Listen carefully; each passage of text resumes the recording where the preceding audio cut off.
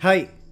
Welcome to this part of my solo tutorial featuring the quick and classic role-playing game. I am using the Solo Adventuring Toolkit for this tutorial/playthrough. If you haven't seen the other parts of this tutorial, please check out the playlist in the description below.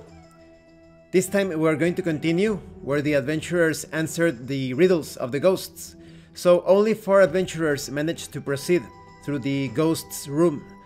After heading south, they went into this dark cave with a chasm at the middle. There are some vines hanging from the ceiling that could be used to get to the other side, but they decide not to risk it, especially because they are separated from the rest of the party. They head back to the room with the ghosts, they regroup and head northeast. They enter a cavernous room entirely covered with a thick layer of strange, spongy, fluorescent plants. The adventurers carelessly stepped into the room and started to choke on the noxious vapors produced by the plants.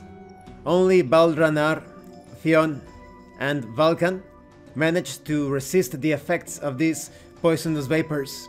The rest of the party became a bit insane. They started to see their companions as monsters, so they decided to attack them.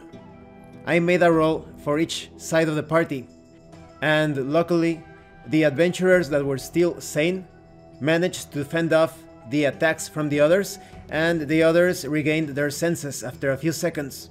So here is where you have to use some common sense.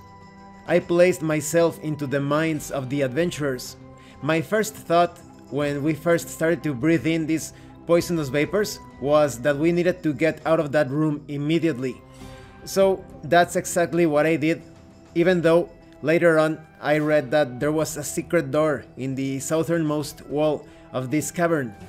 You would only need to spend a turn digging through the plants to get through that secret passage, but I went with my first response. Before reading that paragraph, I thought we need to get out of this room immediately, so that's what I did. If we decided to spend some time digging through the plants trying to find that secret passageway, we would have to make rolls again to see if the adventurers would resist the effects of those vapors, so I didn't want to risk that, and because I already decided before reading that paragraph that we were going to escape the same way we came through, that's the decision that I went ahead with. So in the next part of this playthrough, the adventurers are going to take a chance against the ghosts. And this concludes this part. It's very important to stick to your decisions. As you are reading one paragraph at a time, make all of the decisions that you can before proceeding to the next paragraph.